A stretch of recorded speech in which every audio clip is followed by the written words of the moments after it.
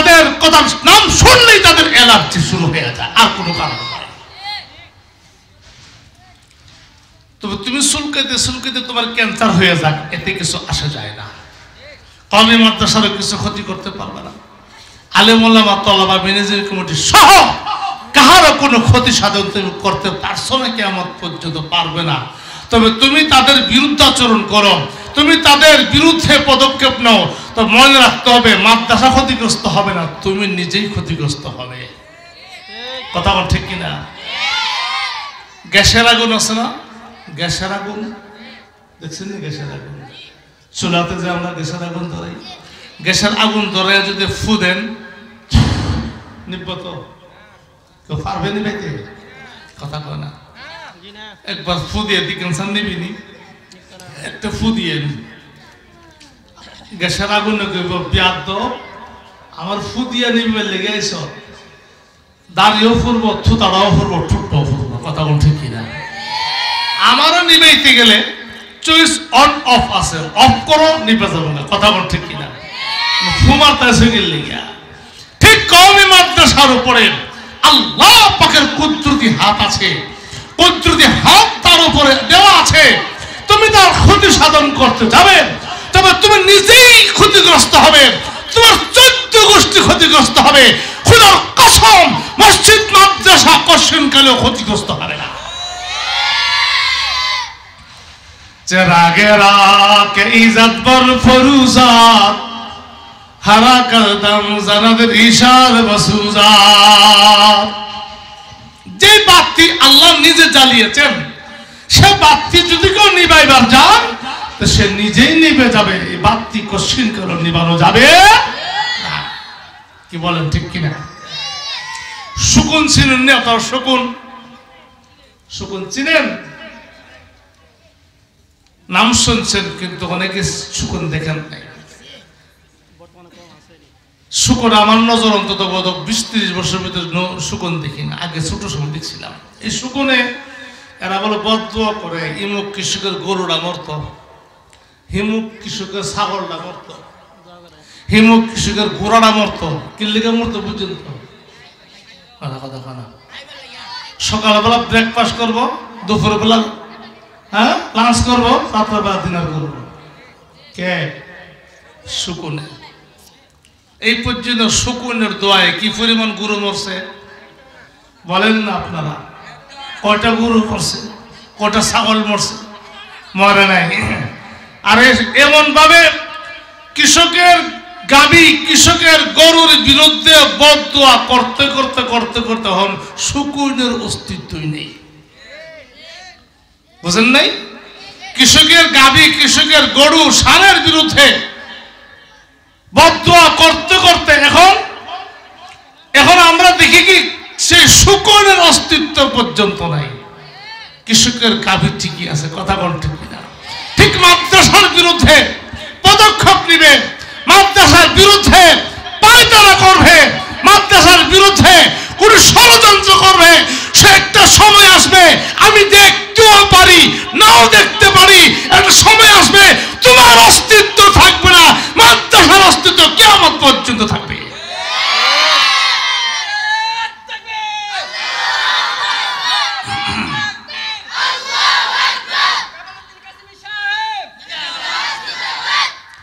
खुर्शीद दीने अहमद का आलम के उफक पर चमकेगा।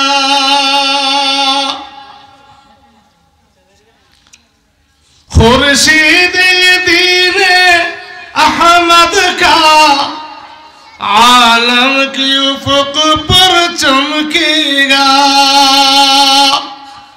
ये नूर हमेशा चमका है, ये नूर हमेशा चमका है, ये नूर बराबर चमकेगा।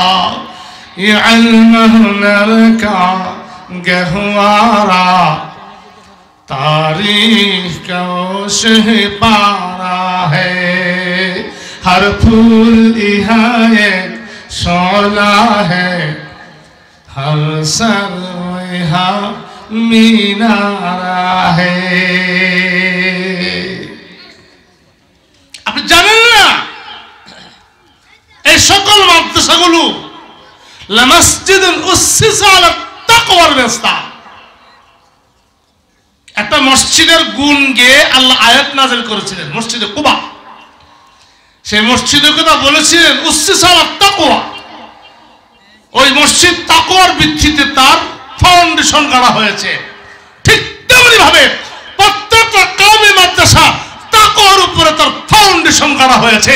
কাজেই তুমি দূর থেকে তার যদি ষড়যন্ত্র করো, তার বিরুদ্ধে যদি তুমি কোনো রকম পায়তারা করো, তুমি চলে দশে ধ্বংস হয়ে যাবে, কিন্তু প্রতিষ্ঠান ধ্বংস হবে না।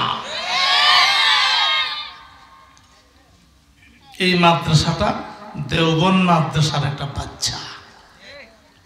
কার বাচ্চা? আস্তে কোন কি লিখে শরম লাগে? কার বাচ্চা? হ্যাঁ, দেওবন্দ মাদ্রাসাটা কখন প্রতিষ্ঠিত হয়েছিল একটু শুনেন। দারুল উলুম দেওবন্দ মাদ্রাসা প্রতিষ্ঠা হয়েছে এই দেশ থেকে যখন উলামায়ে দেওবন্দ ইংরেজদেরকে তাড়ালেন। উলামায়ে দেওবন্দের জুতুর বাড়ি খেয়ে, ঝাড়ু পিটা খেয়ে, লাল চামড়া এবং সাদা চামড়া ওলারা যখন এই দেশ ত্যাগ করেছে, কাসেম নানতবী রাহমাতুল্লাহি আলাইহি চিন্তা করলেন একটা প্রতিষ্ঠানের দরকার। ইমান ইসলাম রক্ষার জন্য একটা দুর্গ তৈরি করা দরকার। ইংরেজেরা প্রায় 200 বছর পর্যন্ত যে ক্ষতি করে গেছে, এরা তো শাসন শুধু করে নাই, শাসনের নামে শোষণও করেছে। শাসনের নামে শোষণ দুই দিকে করেছে। অর্থনৈতিকভাবে শোষণ করেছে, মুসলমানদের ঈমান ইসলাম আকীদা সহ শোষণ করেছে। কাসেম নানতবী রাহমাতুল্লাহ আলাইহি ভাবলেন, স্বাধীন হলো, ইংরেজদের কবল থেকে দেশ স্বাধীন হলো, আর আমরা যদি চুপটি মেরে বসে থাকি, চুপটি করে বসে থাকি, অদূর ভবিষ্যতের জাতির সহি ঈমান, সহি আমল, সহি কোরআন হাদিসের ব্যাখ্যা এদেশে থাকবে না। কারণ লাল চামড়ার সাদা চামড়ার দল বিদায় হলেও কিন্তু কালো কালো ডিম পেরে গেছে।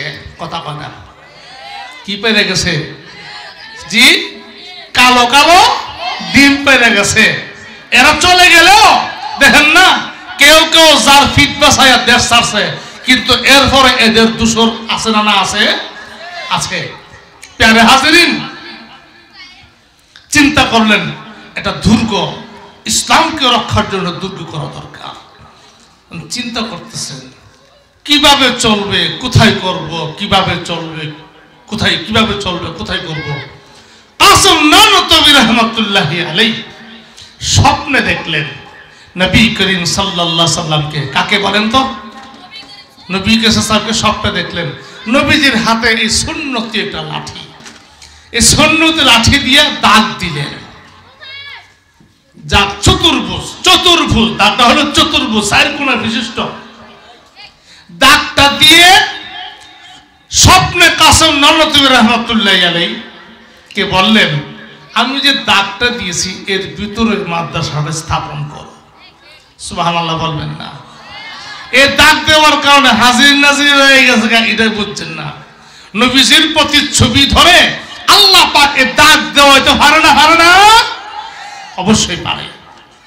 আল্লাহ পাক নবী করিম সাল্লাল্লাহু আলাইহি সাল্লামকে স্বপ্নে দেখলেন। স্বপ্নে দেখার পরে উনি রাত তাহাজ্জুদ পড়লেন, জিকির আজকার করলেন, খানকাই মেহনত সবকিছু করলেন। এরপরে সকালবেলা তিনি ওই জায়গাতে গেলেন। স্বপ্নটা তো দেখলাম, বাস্তবতা কতটুকু? ঠিকই ওই জায়গাতে যাইয়া দেখে দাগ তো ঠিকই পাওয়া গেছে। সুবহানাল্লাহ বলবেন না? এই দাগটা কার হাতের দেওয়া? স্বয়ং নবী করিম সাল্লাল্লাহু আলাইহি সাল্লামের হাতে। তো আরো যারা আকাবের ছিলেন, স্থানীয় উলামায়ে কেরাম ছিলেন, সবাইকে দেখাইলেন আজকে রাতের স্বপ্নের এই ঘটনা। তো ঠিক আছে, আমরা সকলে মিলে চেষ্টা করে এখানে কি করব, আমরা মাদ্রাসা স্থাপিত করব।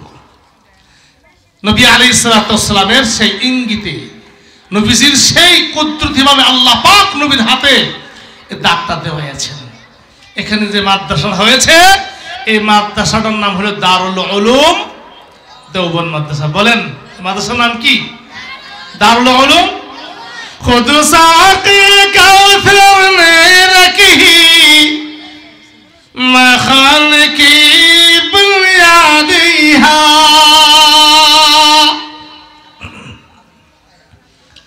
खुद साक़िए कौसर में रखी मखान की बुनियादिहा,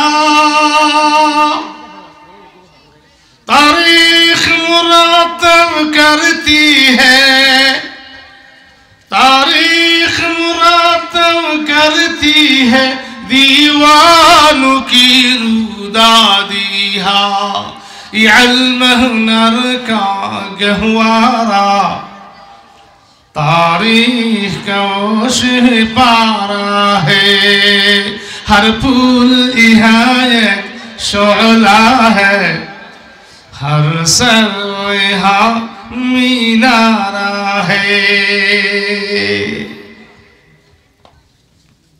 प्यारे हाज़िरीन, দারুল উলুম দেওবন্দ মাদ্রাসা যারা প্রতিষ্ঠাতা, এই প্রতিষ্ঠাতাদের মধ্য থেকে একজন হলেন হাদি আবিদ হুসাইন রহমতুল্লাহ আলাইহি।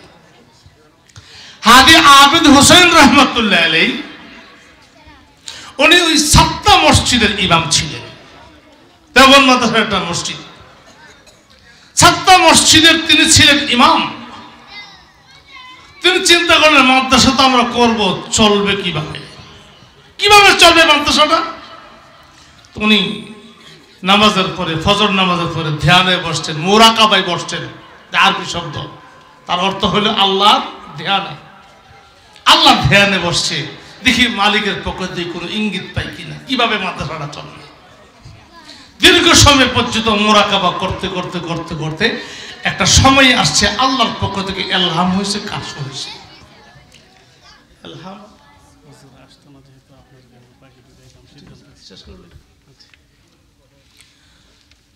তো আল্লাহর পক্ষ থেকে কাশফ হয়েছে, ইলহাম এলকা, এই দরজা খোলা। আপনিও যদি কোরআন সুন্নাহর উপরে আমল করেন, মুরাকাবা করেন, আল্লাহর ধ্যানে বসেন, কাশফ আপনারও হতে পারে, ইলহাম আপনারও হতে পারে, এলকা আপনারও হতে পারে। হইতে পারবে না শুধু ওয়াহি, নবুয়তের দরজা বন্ধ হয়ে গেছে। কি কাশফ হয়েছে, ইঙ্গিত কি পাইছে? মাদ্রাসা চলবে গণ চাঁদার মাধ্যমে। মাদ্রাসা চলবে কি দিয়া? গণ চাঁদা, চাঁদা, চান্দা। তখন যে রুমালটা ছিল, এই রুমালের তিন মাথার মধ্যে ধরছে, এইভাবে তিনটা মাথা মিলাইয়া এইভাবে একটা থলি বানাইছেন। থলি বানাইয়া নিজে আগে দিছে 3 টাকা। কত? আরেকজন হুজুরের কাছে গেছে, উনি দিছে 3 টাকা।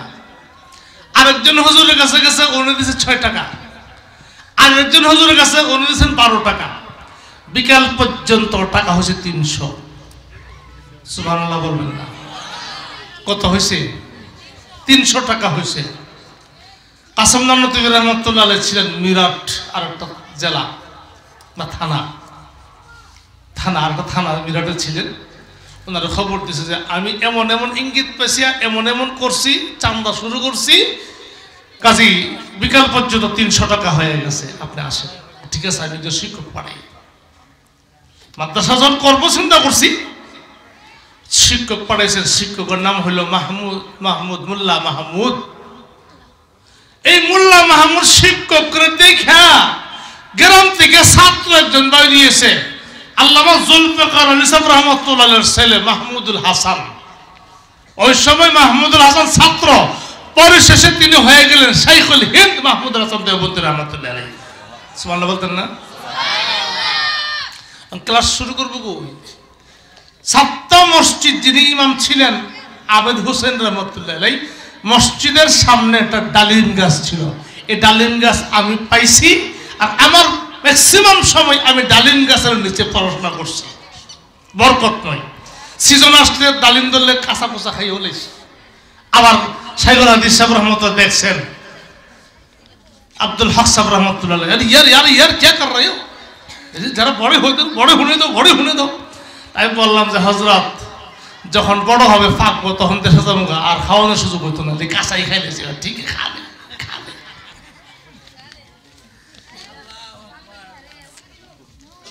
এই ডালিম গাছের নিচে ক্লাস শুরু হয়ে গেছে। গাছের নিচে কত সময় আছে বৃষ্টি, আছে রৌদ্র, আছে গরম, আছে ঠান্ডা, কথা বলে কিন্তু তার সূচনা হয়ে গেছে। বুঝা যায় পড়ালেখার বিধান হলো একরকম। লেখাপড়া বিল্ডিং এর নাম নয়, লেখাপড়া বিল্ডিং এর নাম নয়। বহু বিল্ডিং আছে, 2 তলা 3 তলা 4 তলা 6 তলা পর্যন্ত ছাত্র শিক্ষকের অস্তিত্ব নাই। কি বলেন?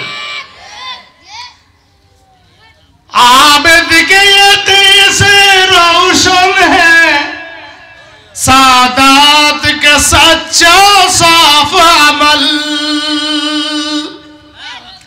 आंखों ने कहा होगा, आंखों ने कहा होगा, इखलास का ईसा ताज महल, ये इल्म हुनर का गहवारा, तारीख का ओशे पारा है, हर फूल यहाँ एक शोला है, हर सर यहाँ मीनारा है, ये एक सनम खाना है जहाँ महमूद बहुत तैयार हुई,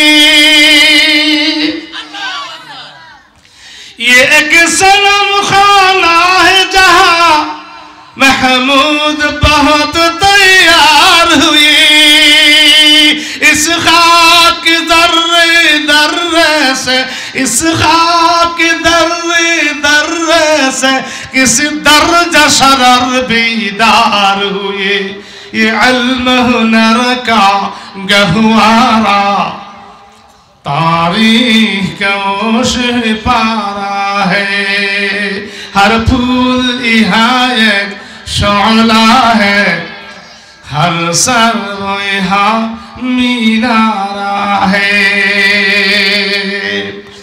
শেষ কথা, আমরা যারা আছি এখানে আমরা দেওবন্দি। আমরা কি আসতে কোন আমরা কি দেওবন্দির পরিচয়টা নেন, দেওবন্দির পরিচয়টা নেন, পরিচয়টা নেন। দেওবন্দি কোন আওয়ামী লীগের নাম? কথা বলা বিএনপির নাম, জাতীয় পার্টি, জামাত ইসলাম।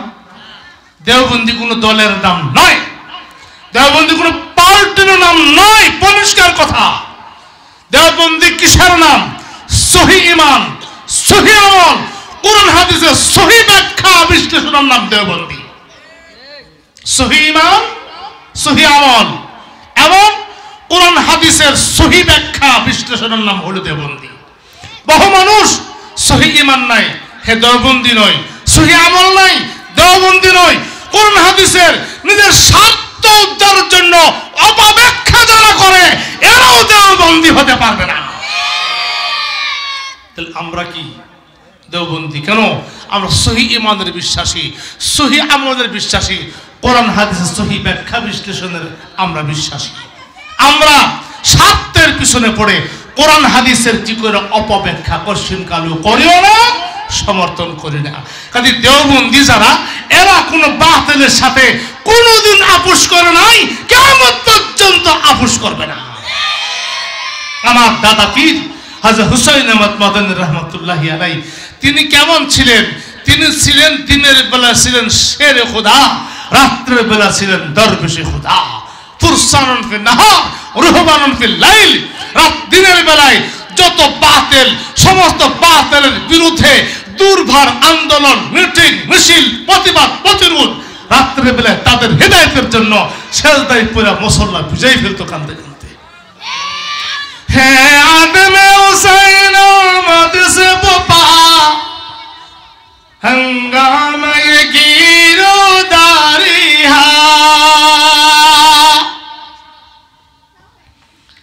है आज़मे हुसैन आमद से बपा हंगामा ये गिरोदारी शाखों की लचक बन जाती है शाखों की लचक बन जाती है बातल के लिए तलवारी हाँ ये इल्म हुनर का गहवारा तारीख का सिपारा है हर फूल यहाँ एक शोला है हर सर यहाँ मीनारा है সেই দিনটা দূরে নয় এই মাদ্রাসা থেকেই মাহমুদুর হাসান দেওবন্দির মতো ব্যক্তিত্ব মুফতি আমিনের মতো ব্যক্তিত্ব হাফিজ হুজুর রহমতের মতো ব্যক্তিত্ব আসম নানতুবের মতো ব্যক্তিত্ব রশিদ আহমদ গঙ্গোহীর মতো ব্যক্তিত্ব হুসাইন আহমদ মাদানির মতো ব্যক্তিত্ব একদিন জন্ম হবে ইনশাআল্লাহ তাআলা আল্লাহ তাআলা আপনাকে আমাকে উলামায়ে দেওবন্দের সঙ্গী হয়ে সহি ঈমান সহি আমল কোরআন হাদিস সহি ব্যাখ্যা নিয়ে দুমুট মাটির নিচে যাওয়ার তৌফিক সকলকে দান করুক। ওয়া আখিরু দাওয়ানা আলহামদুলিল্লাহি রাব্বিল আলামিন।